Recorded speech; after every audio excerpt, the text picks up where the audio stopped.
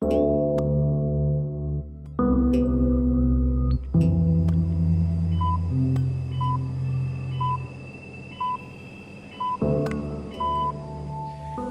Wireless is a multimedia website, and our team are telling stories that give a contemporary New Zealand perspective on the world.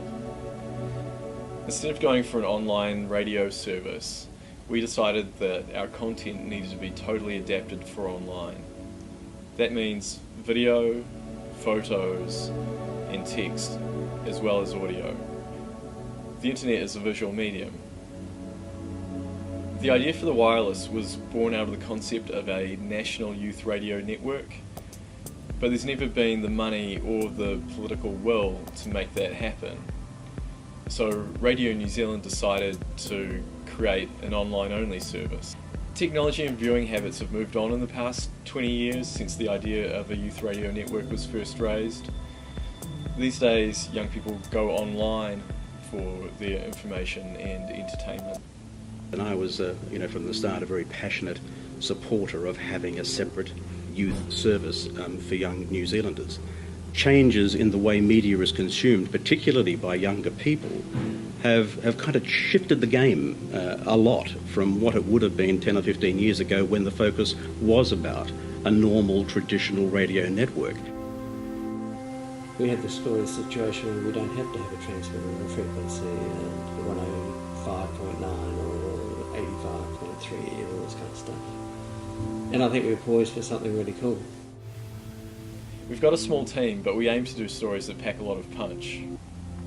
We're going for depth. Every month we're going to have a different theme, and each week explore a different topic underneath that theme. We're going to cover broad issues, but from a personal perspective, in a way that our audience can relate to.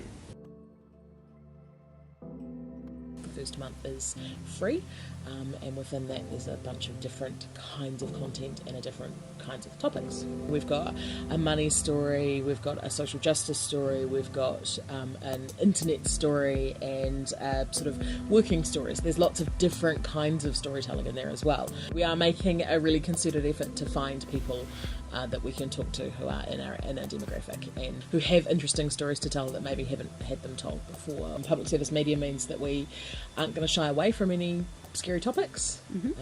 And it's the stories that ought to be told rather than maybe being told. Yeah, exactly. So it's a public service. It's not just going to be about Miley or... some will be about Miley. Some will be about Miley, yeah, but it's not just going to be about, about pop culture. It's about issues and serious stuff as well. Our team is equipped with the skills and the technology to produce multimedia features. And that, combined with a platform like the internet, means that we can no longer just question, well, what's the story? It's, well, what's the most exciting way for us to tell that story? It's no doubt it's the most exciting project that Radio New Zealand's had on its books in a number of years.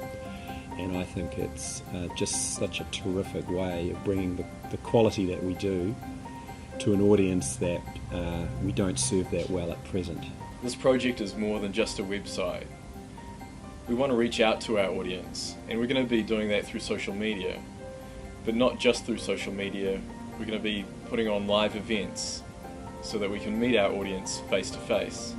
We're running a marathon, not a 100-metre dash, and we've only just got ourselves to the starting mark. This project's going to evolve over time. It's all about our audience.